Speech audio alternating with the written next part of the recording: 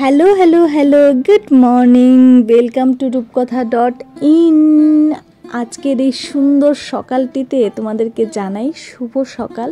আমার এই ছোট্ট চ্যানেলের সকল সদস্যকে জানাই, সকল ফ্যামিলি মেম্বারকে জানাই খুব সুন্দর একটা সকাল। ঠিক সকালের মতো সারা দিনটি যেন তোমাদের খুব ভালো কাটে।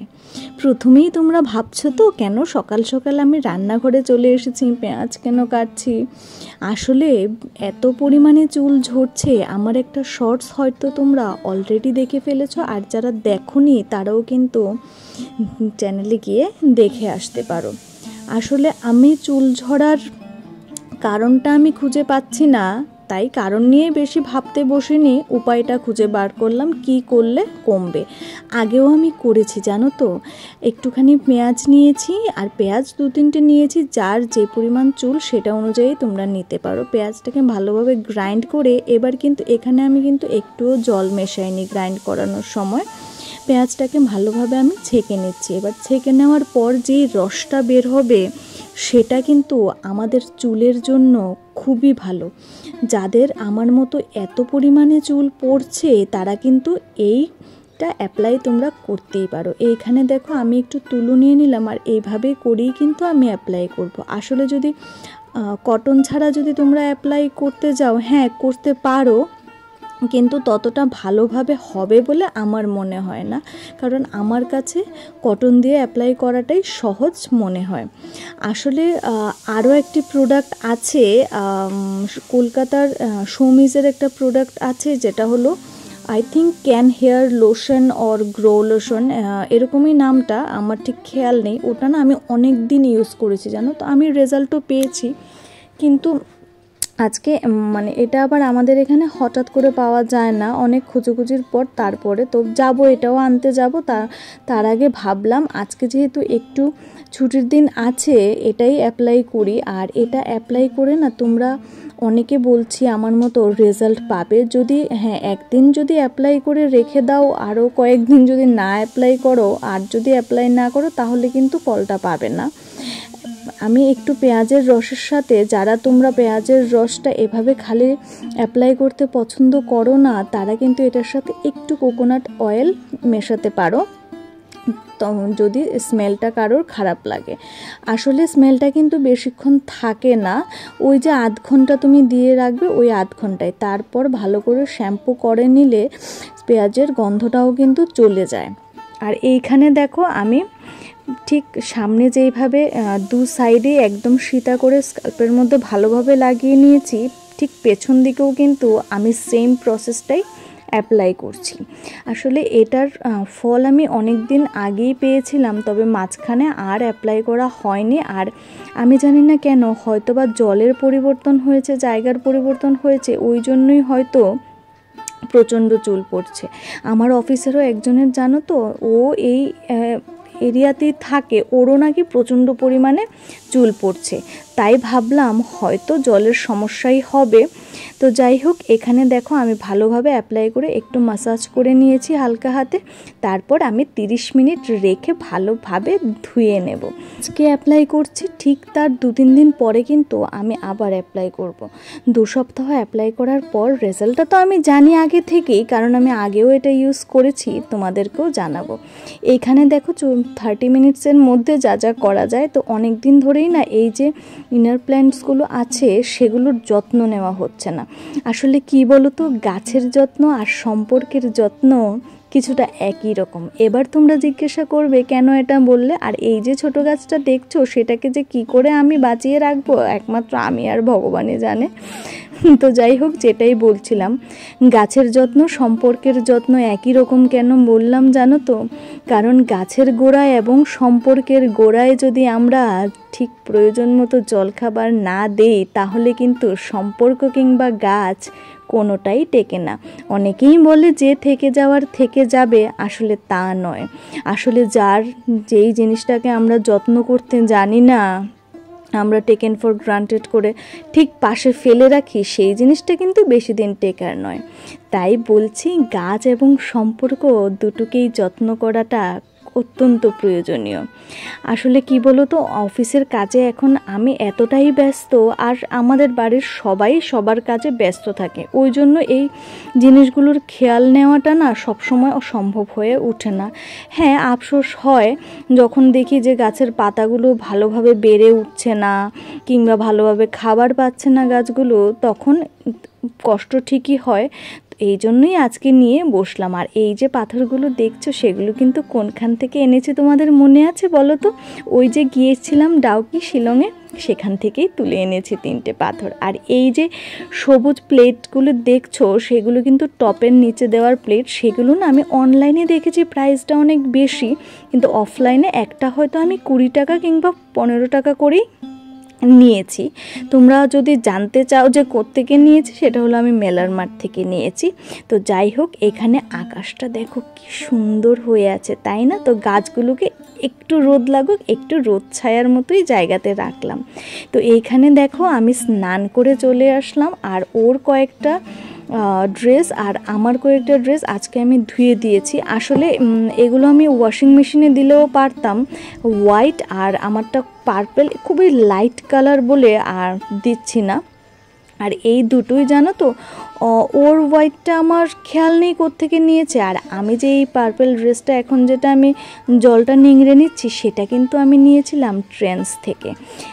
এত ভালো কোয়ালিটি, আর ট্রেন্ডসের কোয়ালিটির সঙ্গে কখনোই প্রশ্ন হয় না। চলো এবার তোমাদেরকে দেখাই চুলটা কীরকম হয়েছে।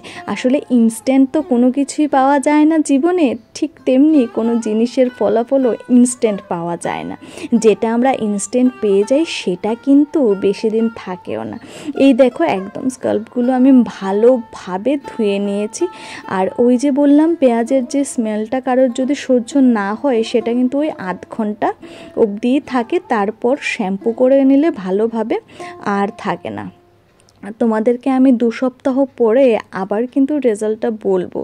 হ্যাঁ, আমি এটা 100% সিউরিটির সঙ্গে বলতে পারছি যে চুল পড়া একটু হলেও তোমাদের কমবে। একটু ট্রাই করে দেখো, একটু ভরসা করে দেখো। তো যাই হোক, এখন এবার ঘরে যাই। আর সকাল থেকে না কিছু খাওয়া হয়নি জানো তো, এই যে একের পর এক করে যাচ্ছে। আসলে আজকে বন্ধ পেয়েছি, তো ওই জন্য ভাবছি ঘরের টুকিটাকি কাজগুলো করেই নিই। আর এইখানে দেখো উনি রেডি হচ্ছেন, ওনার একটা মিটিং আছে ওটার জন্য। আর এই যে হ্যান্ড গ্লাভসগুলো দেখছো, সেটা কিন্তু আমার দৌলতেই ওনার পরা হচ্ছে। আসলে রোদের পরিমাণটা আমরা সবাই জানি, আজকাল রোদ মহারাজ কি যে নিজের জাদু দেখাচ্ছে এই পৃথিবীর উপরে, আমি জানি না।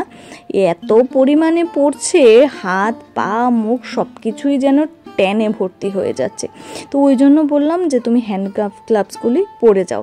তো এগুলো আমি অনলাইনে ওকে এনে দিয়েছি, 3টে এনেছি জানো তো। তো এইখানে এই যে বললাম সকাল থেকে আমার কিছুই খাওয়া হয়নি। তো এইখানে দেখো আমি রুটি নিয়ে নিয়েছি, আর একটু মাছ সয়াবিন তো সবজি করেছি সেটা নিয়েছি। আর আজকাল কিন্তু এই যে আলুটা দেখছো আমি নিয়েছি, আমি হয়তো অনেক দিন পরে আলু খাচ্ছি জানো তো। আর আজকাল আমি অনেক কিছু অ্যাভয়েড করছি, সেটা নিয়ে না একদিন আলাদা করে একটা ব্লগ তৈরি করব তোমাদের জন্য, কি কি অ্যাভয়েড করছি অ্যান্ড কেন অ্যাভয়েড করছি সেটা নিয়েও। আলু, সুগার, আমি সব কিছুই অ্যাভয়েড করছি এখন। তো যাই হোক, এখন খেয়ে নিই। আর আজকে না উপরে ছাদ পরিষ্কার করার জন্য 2জন লোকও এসেছে। অনেক দিন ধরে ছাদটার এরকম বাজে অবস্থা, আর সামনে তো পুজোও আসছে। এই না দুর্গা পুজোর কথা কিন্তু বলছি না, আমাদের বাড়িতে মা মনসার পুজো হয় প্রত্যেক বছরে। আর এই বছর তো আমি বাড়িতে নতুন মেম্বার, আমি আরও বেশি এক্সাইটেড। এই দেখো আমার সঙ্গে কিন্তু আরেকজনও খাবার খাচ্ছে, কি সুন্দর করে দেখো পাটা দিয়ে খাবারটা তুলে ঠিক আমাদের মতোই বসে বসে খাচ্ছে। যেই ক্যামেরাটা ওনার দিকে আমি ঘোরালাম, ইনি এগিয়ে আসলেন, দেখছেন যে কি করছি, আমি কি খাচ্ছি। ঘরের সব কিছু নজর রাখেন, কিন্তু যখন দেখেন যে নতুন মানুষ আসে, তখনই কিন্তু চেঁচামেচি শুরু। তো এখানে দেখো, চলো এবার খেয়ে দিয়ে একটু রেস্ট নিয়ে তারপর চলে এলাম ছাদে। অনেক দিন পর আসলাম ছাদে। অনেক দিন পর কেন আসলাম বলো তো? কারণ সেই সকালবেলা চলে যাই অফিসে, ফিরতে ফিরতে রাত হয়ে যায়, তো ছাদে আর সেইভাবে আসা হয় না। হ্যাঁ, ঠাকুর ঘরে আসা হয়, তবে ছাদের এই যে আমার গাছের যত্ন, এই পাখিগুলির সাথে একটু টাইম কাটানো সেটা আর হয়ে ওঠে না। আর এই নিজে মহারাজ কাছে চলে এসেছেন ক্যামেরাটা আনা মাত্রই, ওনাকে কিন্তু ও হাতে খাইয়ে বড় করেছে, তাই কেউ আসলে ও কাছে চলে আসে। ও আমার মনে হয় খুব মানুষপ্রিয় একজন পাখি। তো যাই হোক, এখানে দেখো পুরো ছাদ পরিষ্কার করানো হয়েছে, ছাদ থেকে শুরু করে সিনটেক্স থেকে শুরু করে সব কিছু। আর এই গাছগুলোর কথা তোমাদের মনে আছে? এই গাছগুলো কিন্তু আমি বাড়ি থেকে এনেছিলাম, মা খুব যত্ন সহকারে দিয়েছিল। আসলে আনার পরে কিন্তু সবগুলো গাছে হয়েছিল, জানো তো, 6 থেকে 7টা গাছ, সবগুলো ডালাই একদম ভালোভাবে হয়েছিল। ওই যে যত্নের ফলে এখন হয়তো 3টে কি 4টে আছে, আর বাকি 3-4টে মরেই গেছে। আমি আর ওইগুলিকে টিকিয়ে রাখতে পারিনি। তবে ফুল ফুটলে বলতে পারবো যে কোন গাছটা হয়েছে আর কোন গাছটা হয়নি। আর এই যে ড্রাগন ফুলের একটা গাছ দেখছো, এটা এমনিতেই আমার আর ওর শখ ছিল, এনে রেখেছিলাম, এখনও লাগানো হয়নি। আর এটা একটা জানো তো মালবেরি গাছ। কাদের কাদের তোমাদের বাড়িতে মালবেরি গাছ আছে আমাকে একটু জানিও তো, কারণ এটার যত্ন কিভাবে নিতে হয়, কি এক্সট্রা কিছু খাবার লাগে কি না আমি কিছুই জানি না। আর এই ফুলটা দেখো এত সুন্দর হয়েছে, মনে আছে ওই বাবা নার্সারি থেকে আমরা গাছগুলো এনেছিলাম, সেগুলো কিন্তু সব আমার শর্টসে দেওয়া আছে এবং ব্লগেও দেওয়া আছে। আর এই যে গাছটা, সেটা কিন্তু আমি মিশো থেকে নিয়েছি। হ্যাঁ, ভুল শুনছো না, সঠিক শুনছো, প্রত্যেক দিন না একটা করে হলেও ফুল দেয়। তোমাদের সঙ্গে কথা বলতে বলতেই না আকাশের ওই কোণায় দেখি একটা রংধনুর ছায়া দেখা যাচ্ছে। ছায়া না, রংধনুই বই কি, চলো তোমাদেরকেও দেখাই। কিছুদিন আগেও না অফিস থেকে রংধনু দেখেছিলাম। হয়তো আজকাল ওয়েদারটাই এরকম চলছে, জানি না, খুব ভালো লাগছে দেখতে, জানো তো। আর অনেক বছর পর ওই দিন অফিস থেকে দেখতে পেলাম, আর আজকে এখান থেকে দেখতে পেলাম। দাঁড়াও তোমাদেরকেও দেখাচ্ছি। ছোটোবেলা থেকেই না আমার রংধনু কিংবা আকাশে এখনও যদি প্লেন উড়ে যায়, যখন আমি দৌড়ে যাই। কয়েকদিন আগে ও আমাকে বলছে, কেন দৌড়চ্ছিস? আমি বললাম যে এই আকাশে প্লেন যাচ্ছে। তো আমাদের হয়তো অনেকেরই এগুলো ভালো লাগে। দেখো, সারা আকাশ জুড়ে রংধনুটা যেন নিজের অস্তিত্ব প্রমাণ দিয়েছে, আমাদের সবার সামনে নিজের অস্তিত্ব তুলে ধরেছে। তো আজকের এই ব্লগটা চলো এখানেই শেষ করছি। রংধনুর মতো তোমাদের জীবনেও যেন প্রত্যেকটি রং একেবারে রাঙিয়ে থাকে। তো চলো, কালকে ফিরে আসছি উইথ এ নতুন দিন অ্যান্ড উইথ এ নতুন ব্লগ। টাটা।